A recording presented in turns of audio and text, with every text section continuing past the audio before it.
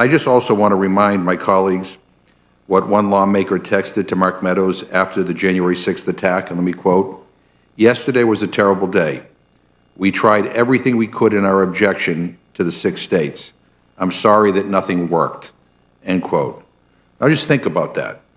A lawmaker is apologizing for failing to steal an election, for failing to overturn the will of the American people. I mean, is that really what our politics have become? Destroy democracy if your team isn't victorious. Why is it not sufficient just to say, well, he complied up until the point when Donald Trump essentially told him to stop complying? Why is his testimony further needed by our committee? Well, first of all, it's compelled by the subpoena. He's required by our subpoena to both produce documents and to answer questions, to appear to testify. And there are a multitude of questions that we need to ask him. We need to ask him, we need to understand what was going on, what were his discussions with the member of this body. All right, so I need to tell you about the ultimate political betrayal happening right now. Because Donald Trump's most trusted insider, his right-hand man, the guy who was by his side through absolutely everything, has completely turned on him. Mark Meadows, the former White House chief of staff, the man who knew every single secret, who was in every room where it happened, who heard every conversation, who saw every document, who knew where all the bodies were buried. He flipped. Come on. Can you believe this? He was granted immunity by federal prosecutors. And in exchange for that immunity, he spilled everything, every detail, every conversation, every damning piece of evidence that prosecutors needed to build their case against his former boss. He gave them the whole thing, the entire playbook, every secret Trump ever trusted him with. But before we go any further, real quick, let's be honest. You can't really trust mainstream media anymore. That's why we built Pump Politics, to bring you real stories, real context, and no corporate spin. If you want to stay ahead of the headlines, join our free newsletter. We'll send the news straight to your inbox every day. Just click the link in the description to join. And if you just want to support what we're doing, join us, be part of the community that actually cares about the truth. All right, let's get back to the video. Making Jeffrey Clark Attorney General. Why did they want to make Jeffrey Clark Attorney General? What did he think about the letter that Jeffrey Clark was proposing to send to state legislators in Georgia to overturn the results of those elections? Why were Fox News hosts texting him, telling him that they needed to get the president out to stop this? Why did they think that the president was the one who could stop this? We can have debates and discussions about the law, about policy, about what is an appropriate role, but January 6th is not what we do here, and it can never be what we do here. And it's difficult to imagine a more important official proceeding of Congress than counting electoral votes. That those who might attempt through either action or inaction to obstruct or delay those proceedings, that we get to the facts, that we understand what our legislative role is in protecting this nation, protecting the Constitution. We must get to the objective truth and ensure that January 6th never happens. Now look, I know what you're thinking. The Georgia case just got dismissed yesterday. Like literally yesterday. Judge Scott McAfee dismissed the whole thing.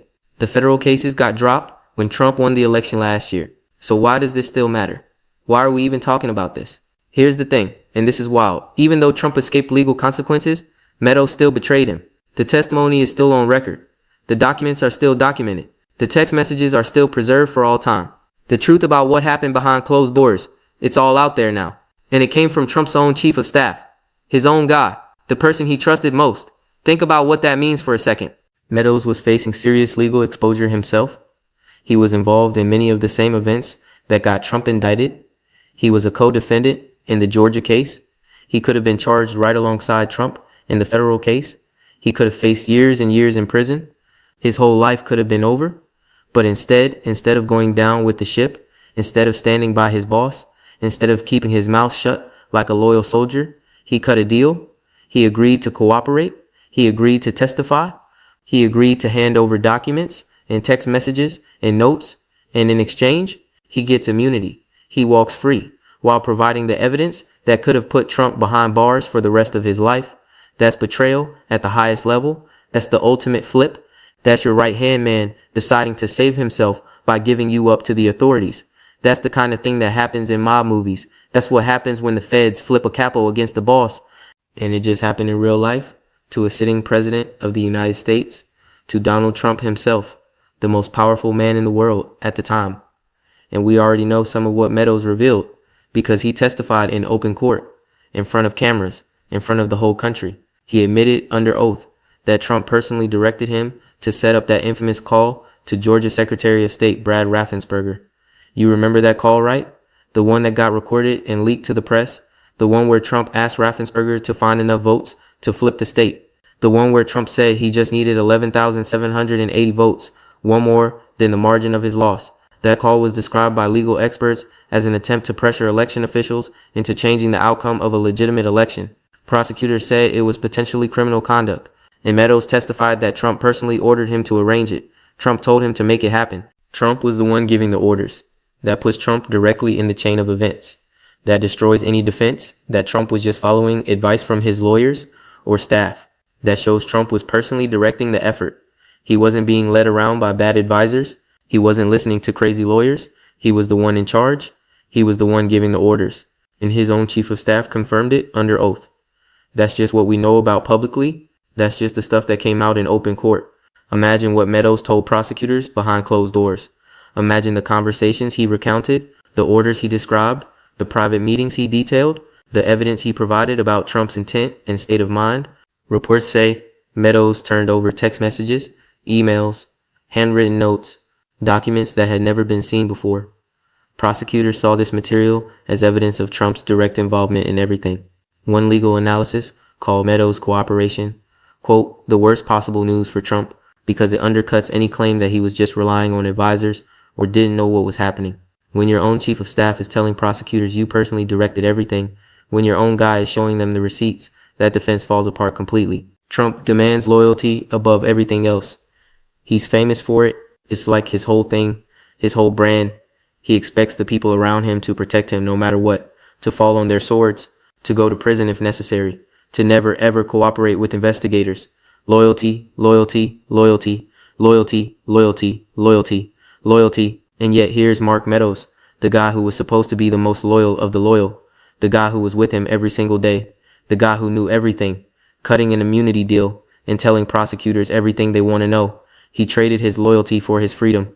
He traded his silence for immunity. And what he told prosecutors behind closed doors, that's now part of the permanent historical record. It can never be erased. Stick with me, because we need to go through exactly what Meadows revealed and why it matters so much. Okay, so let's really dig into what Mark Meadows did and why this whole thing is so significant.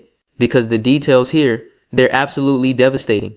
And most people don't understand the full picture of what happened. First, let me explain who Mark Meadows actually is and why his cooperation matters so much. Because this isn't just some random staffer flipping. This isn't some low-level coffee boy nobody ever heard of.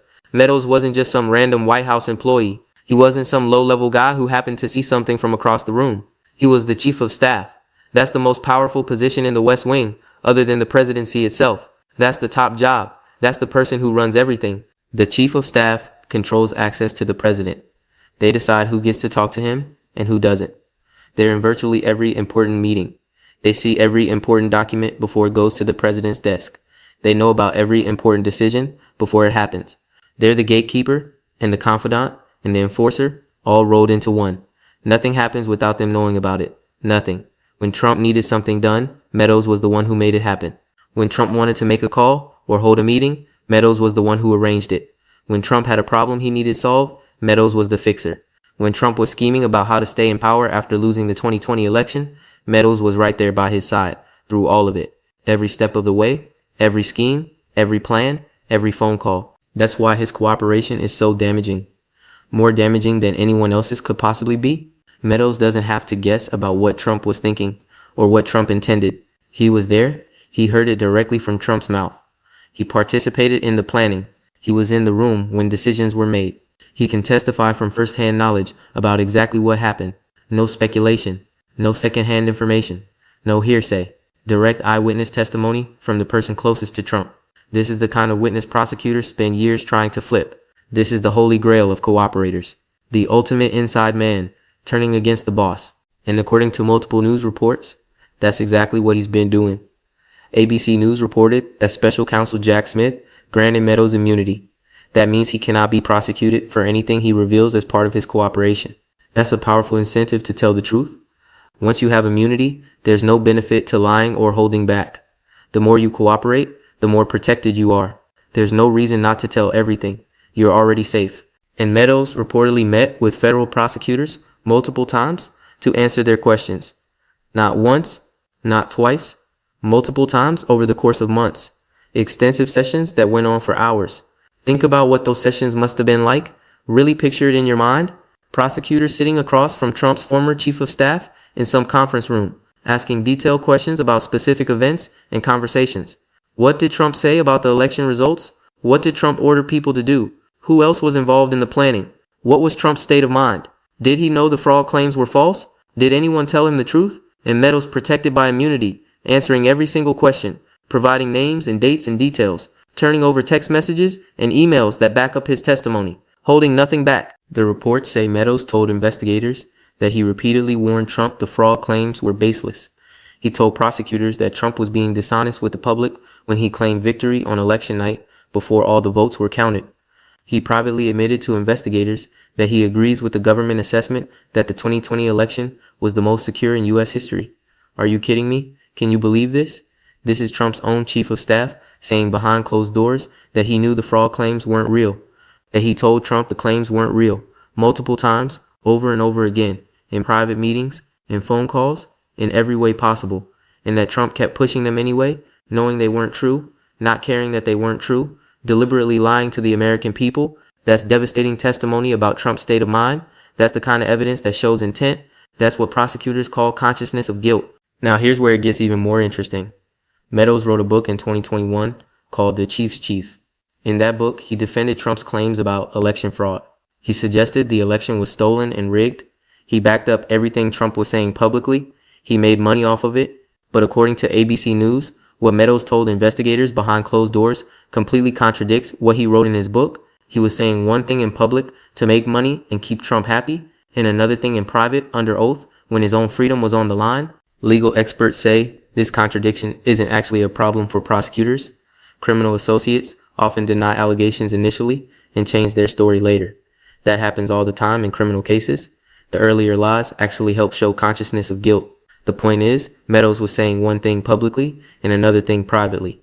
And the private version, the version he gave under immunity, is far more damaging to Trump. Far more honest, apparently. The truth only came out when his own neck was on the line. On the Georgia front, Meadows was central to absolutely everything that happened. He was on that infamous call to Brad Raffensperger, the call where Trump pressured the Secretary of State to find enough votes to change the outcome. He was involved in communications with state officials in other battleground states. He was part of the discussions about fake electors and strategies to block certification of the electoral vote. He knew what was being planned for January 6th. He was in all the meetings. All of that is now in the hands of prosecutors, documented forever. And in the Georgia case, we saw Meadows testify publicly about some of this. It was wild to watch. Really something else. He appeared in court in August 2023, trying to get his case moved to federal court, and he admitted under oath that Trump personally directed him to set up the Raffensperger call. He testified for nearly 4 hours, 4 hours of questions, 4 hours of him describing what happened behind closed doors, 4 hours of him giving up his former boss. The prosecutor asked Meadows what federal goal he was furthering by taking part in meetings and calls challenging the election results, what legitimate government purpose was served. She asked him directly if keeping his job depended on Trump staying in office. Meadows said yes. He even joked that he couldn't imagine being chief of staff for Joe Biden. But think about what he was admitting. His job depended on Trump staying in power. He had a personal stake in overturning the election. Secretary Raffensperger himself testified that he believed the call was a campaign call, not official government business. He testified that outreach to that extent was extraordinary. He'd never seen anything like it in his career. He said he faced multiple threats to himself and his wife because of the false fraud allegations. The court found that the January 2021 phone call was made regarding private litigation brought by Trump and his campaign against the state of Georgia. It was outside Meadows' federal role as an executive branch officer. It wasn't official business. Let me translate that for you in plain English. The court said this wasn't official White House business. This was campaign activity, personal business, and Meadows was right in the middle of it. CBS News reported even more damaging details about Meadows' cooperation. They said Meadows provided lengthy and in-depth testimony several times before the grand jury. He provided prosecutors with reams of documents, including text messages that gave them a roadmap of Trump's efforts to overturn the election. A roadmap. That's the word they used. He laid out the whole plan for them, step by step.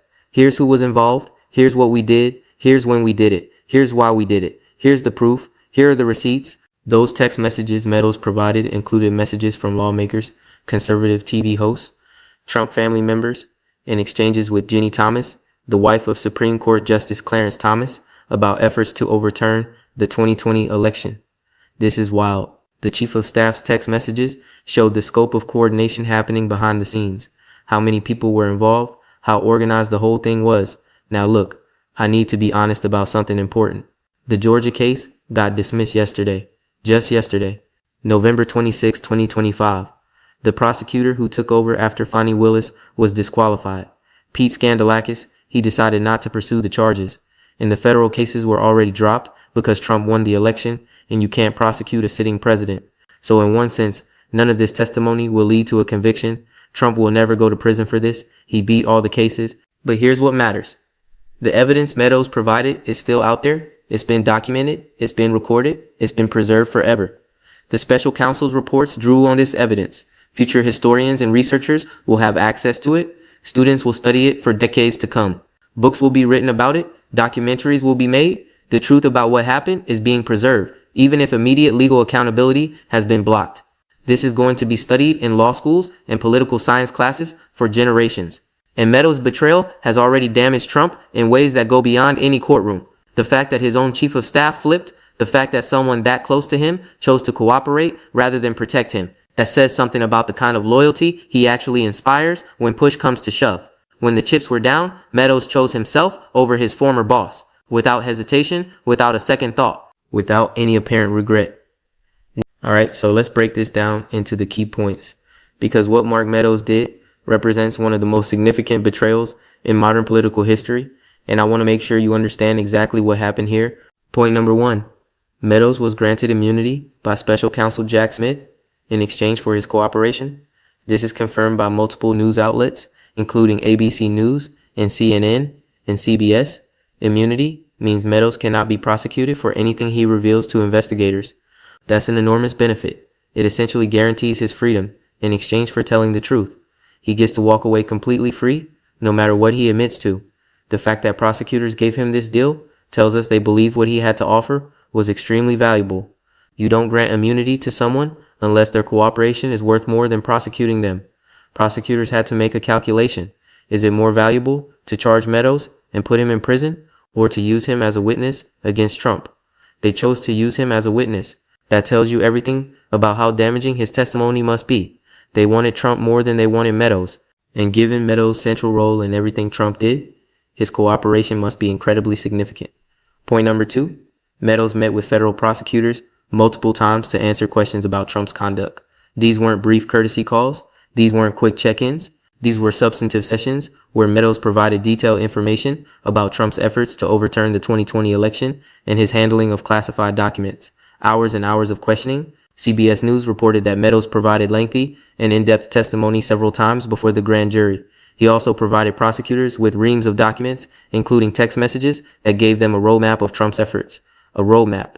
He laid out the whole plan for them, step by step. Who was involved, what they did, when they did it, why they did it. Point number 3, Meadows testified that Trump personally directed him to arrange the Raffensperger call. This testimony came in open court during the Georgia hearing in August 2023. Meadows admitted under oath that Trump was the one giving orders, not the other way around. That Trump wasn't being misled by advisors. He was the one directing everything. This is crucial because it establishes Trump's direct involvement in pressuring election officials to change results. It's not hearsay. It's not speculation. It's testimony from the person who carried out Trump's instructions personally. Secretary Raffensperger himself testified that he was told to call the White House switchboard by Meadows. He testified that Trump falsely claimed 5,000 dead people voted in Georgia when the real number was 2. Not 5,000. 2. Trump was off by 4,998 dead voters. That's not a rounding error. That's a complete fabrication. Point number 4.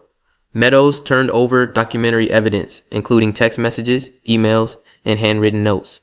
This paper trail backs up his testimony and provides prosecutors with contemporaneous records of what was happening at the time. Documents are powerful evidence because they're hard to dispute.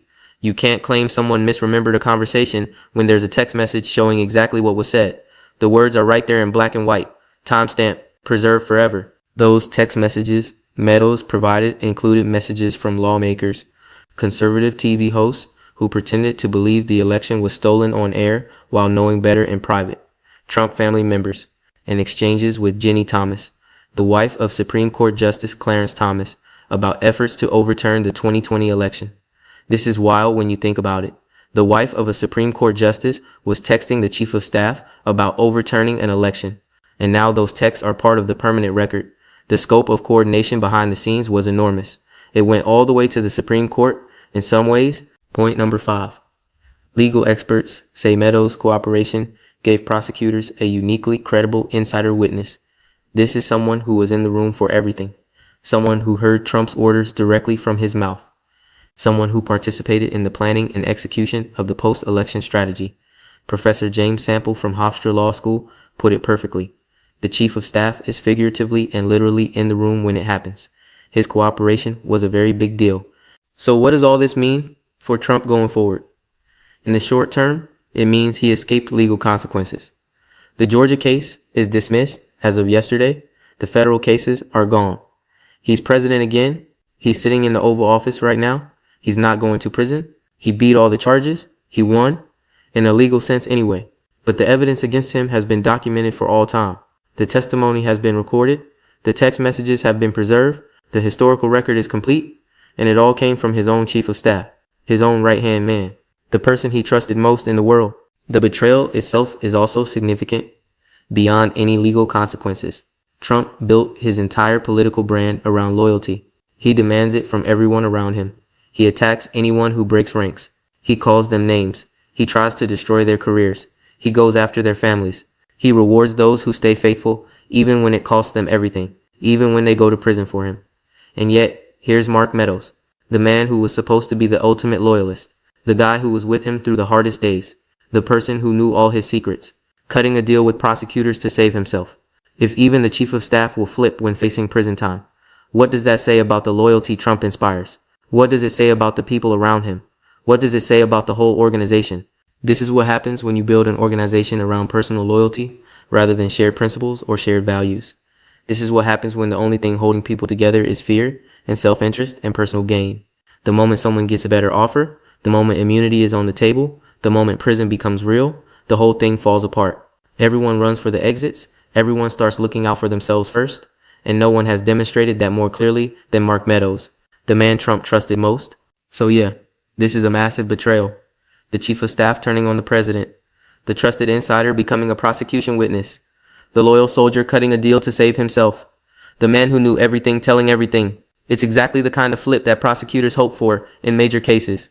It's the kind of thing that happens in organized crime investigations, when the capo turns on the boss, when the consigliere starts wearing a wire. And even though those cases are now closed, the testimony remains, the documents remain, the historical record remains, forever. Mark Meadows, Trump's former White House chief of staff and one of his most trusted advisors in the entire world. He completely flipped. He was granted immunity by Jack Smith. He met with the special counsel's team multiple times over months. He testified that Trump personally directed the pressure campaign on Georgia election officials. He turned over text messages and emails and handwritten notes and documentary evidence. He told them everything they wanted to know. The ultimate betrayal from the ultimate insider. The man who knew everything is the man who told everything. Hit that subscribe button if you want to stay on top of this story and everything else happening in politics right now. Drop a comment and tell me what you think.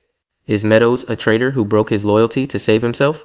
Or is he just someone who chose the truth over protecting a corrupt boss? Let me know in the comments, and I'll see you in the next one. Because trust me, with everything happening right now, there's always going to be a next one. Always more drama. Always more betrayal. Always more chaos. Always.